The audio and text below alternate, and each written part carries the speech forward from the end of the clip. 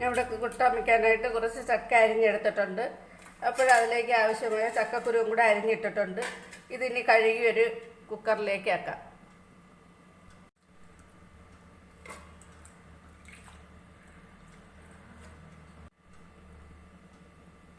ഇനി ഇതിലേക്ക് ആവശ്യത്തിന് വെള്ളം ഒഴിച്ചു കൊടുക്കുക. ആവശ്യത്തിന് വെള്ളം ഒഴിക്കുമെന്ന് പറയുമ്പോൾ നികക്ക വെള്ളമൊന്നും വേണ്ട, പകുതി വെള്ളം മതി. നമ്മളിങ്ങനെ ചരിച്ച് കഴിഞ്ഞാൽ വെള്ളം കാണണം, അത്ര വെള്ളമേ നമ്മൾ ഒഴിക്കുകയുള്ളൂ. ഇച്ചിരി കൂടെ ഒഴിച്ച് അടുപ്പിലോട്ട് വയ്ക്കാം.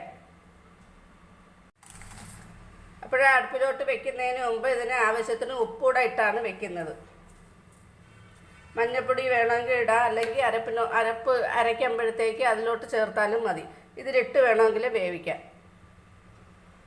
ഇനി ഈ ചക്കയ്ക്ക് ഒരു അരപ്പ് തയ്യാറാക്കാനായിട്ട് ഒരു അരമുറി തേങ്ങ എടുത്തിട്ടുണ്ട്. വലിയ തേങ്ങയാണ്. നമുക്ക് തേങ്ങ ഇച്ചിരി കൂടിയാലും ടേസ്റ്റ് കൂടത്തേ ഉള്ളൂ. പിന്നെ ഒരു 1/4 ടീസ്പൂൺ മഞ്ഞൾപ്പൊടി, 1/4 ടീസ്പൂൺ ജീരകം പൊടിച്ചതാണ് എടുത്തിരിക്കുന്നത്. പൊടിക്കാത്ത എടുത്താലും മതി. പൊടിച്ചത് മഞ്ഞൾപ്പൊടിയും ജീരകം പൊടിച്ചതും ഉണ്ടെങ്കിൽ അത് ചക്കയിലോട്ട് ഇട്ടങ്ങ് വേവിക്കാം. എന്നിട്ടങ്ങ് ഇളക്കിയാലും മതി. പിന്നെ ജീരകം 10 അല്ലി വെളുത്തുള്ളി 10 അല്ലി എടുത്തിട്ടുണ്ട്.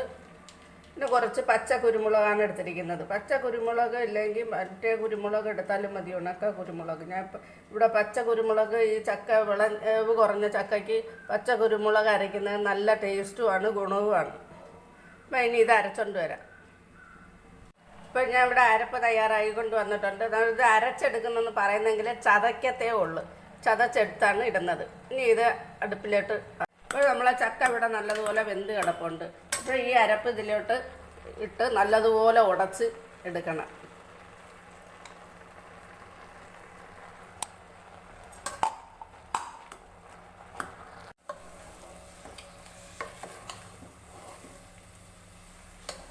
അപ്പോൾ നമ്മളെ ചക്ക നല്ല കുഴമ്പ് പോലെ ഉടഞ്ഞ് കിട്ടിയിട്ടുണ്ട്. നമ്മൾ ഈ ചക്കയും ചോറും ഈ കൊച്ചു ചാള പുളിമുളകും വെച്ചതും ഇവിടെ തിന്ന ഭയങ്കര ടേസ്റ്റാണ്. നല്ല ടേസ്റ്റ്.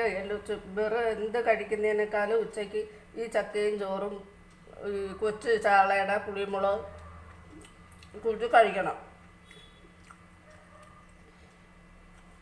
ചക്ക ഇഷ്ടപ്പെടാത്തവരാരുമില്ല.